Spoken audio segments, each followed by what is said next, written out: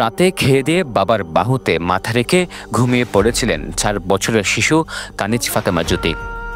কিন্তু শেষ পর্যন্ত সে বাবাই কেড়ে নিল জ্যোতির প্রাণ।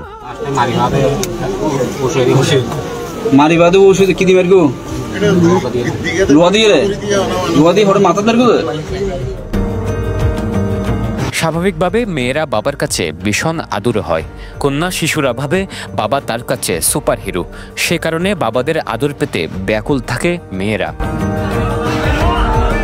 অথচ সেই আদরের মেয়েকে হত্যা করতে একবার হাতও কাঁপেনি বাবা আমানুল্লাহর।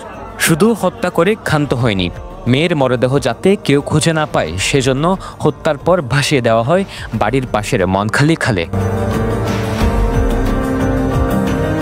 চাঞ্চল্যকর এই ঘটনার কারণ খুঁজতে গিয়ে বিস্ময়কর এক তথ্য সামনে এসেছে, যা রীতিমতো গা শিউরে ওঠে।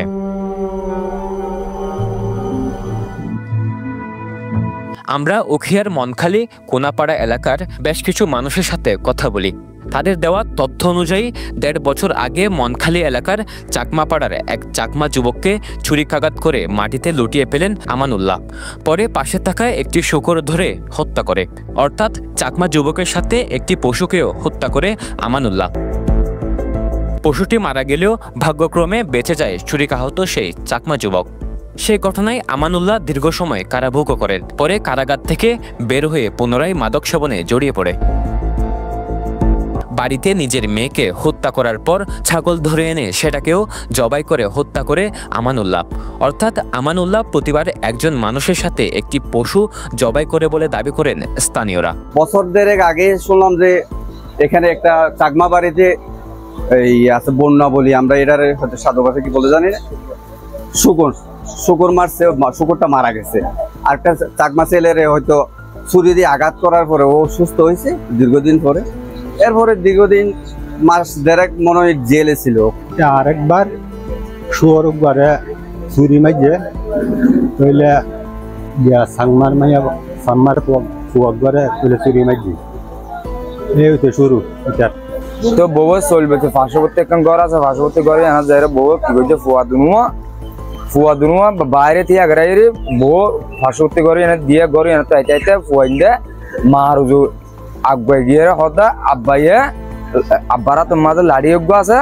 তারপরে যাই ফুটু এক গজে আর কিছু সুযোগ নাই।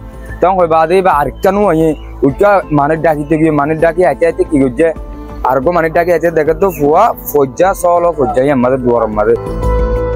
স্থানীয়রা বলছেন এক সময় এলাকায় দোকান ছিল আমানুল্লাহর, ব্যবসায়ী হিসেবে বেশ সুনাম ছিল তার। কিন্তু কয়েক বছর আগে মাজারে যাতায়াত শুরু হলে গাঁজা সেবনের সাথে জড়িয়ে পড়েন তিনি। নিয়মিত বিভিন্ন মাদক সেবন করতেন। আমাদের সাথে বসতো, তারপর ঘোরাফেরা করতো আর কি। উনিও 5 ওয়াক্ত নামাজ পড়তো। এর আগে উনি মাজার ভক্ত ছিল আর কি। এর পর্যায়ে উনি কিছুদিন আগে ব্যবসা করার জন্য সুপারি বাগানের সাথে সুপারি ব্যবসা করার জন্য উনি টাকাও দিছে, একদম ভালো হয়ে গেছে আর কি। আমরা 2-3 দিন আগে দেখতেছি ওনার চেহারাটা সেম আগের মতো হয়ে গেছে। ওখানে গেছে মাছভান্ডারিতে, চিরঙ্গে মাছভান্ডারিতে যাইতো। তো শুনলাম যে ওখানে গিয়ে মাঝে মধ্যে যেতে এলাকার কিছু মানুষজন নিয়ে যেত সাথে করে। তো শুনলাম যে ওখানে মাদক আসক্ত হয়ে গেছে। তো কিছু টাকা পয়সা ওখানে খরচ করছে। ওর ব্যবসাতে যা লাভ হইতো, জমি জমা ছিল ওগুলো বিক্রি করে পর্যন্ত ওখানে দিয়ে দিছে।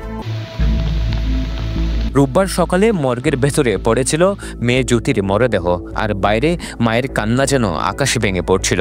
অঝোর ধারার বৃষ্টি বলে দিচ্ছে এমন মর্মান্তিক ঘটনা কাঁদাচ্ছে সবাইকে। পরিবারের সদস্যরা অভিযুক্ত আমানুল্লাহর দৃষ্টান্তমূলক শাস্তি দাবি করেন। বাপ ঘুমাইছিল, মায়ের ভাই ঘুমাইছিল। তারপরে তারা আয় 2 মিনিট মানে 2 মিনিট হয়ে যায় তার গিয়ে হাঁসের ঘরে মাঝে মানে চলে বসে লইব হয়ে এর মধ্যে আর কোনো হাতি হাতি গিয়ে আম্মা আব্বাই লোয়ার ডান্ডা গলে আর গাও জয়ের আর দায়রা কি করে হ্যাঁ তাই গেছ গো তোরা কিছু ন করিব এগুলো ফলো এনে গাইছ হয়ে ও আল্লাহ এর হয়ে হদা আর 2 মিনিট কেন করে হাতি উঠে মা না হাতে ও মা আন্না হাতে ও আল্লাহ তো হয়ে আয় আরোগ্য মানুষ লই আরোগ্য ঘর মানুষ লইরে যাই দে আর ভেন্ডিলা দরজার মাঝে ও আল্লাহ মাথার তলে বেগি রক্ত দরজার মাঝে মাথার তলে বেঁকে রক্ত। আর নাতিরে মারি ফেলে গেছে, বাবা মারি ফেলে গেছে, আর দুটা নাতিরে আর 4-5 দিন আগে দিয়ে আর কেউ ছিল আর নাতি হতে। ও নানু আয় না যাইম দে, না যাইম দে নানু। ও আল্লাহ দিয়া আল্লাহ পর্যন্ত মোবাইল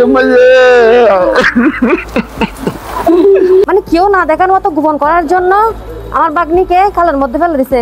এখন সবাই খুঁজতে খুঁজতে বাড়িতে ঢুকছে, কেউ পাচ্ছে না, দরজা লক করে দিছে। ও মানে বাড়ি সব লাইট অফ করে দিছে, এরপরে গিয়ে কাঠের নিচে লুকে গেছে, মানে ওকে যেন কেউ না দেখে। তারপরে লোক ঢুকে ওখানে বাড়ির টিন ছিঁড়ে ঢুকে ওকে বের করছে। বের করে পর থেকে জিজ্ঞেস করতেছে মেয়ে কোথায়, ও স্বীকার করতেছে না। পরে গিয়ে স্বীকার করছে আমি ওরে মেরে খালের মধ্যে বাসায় দিছি।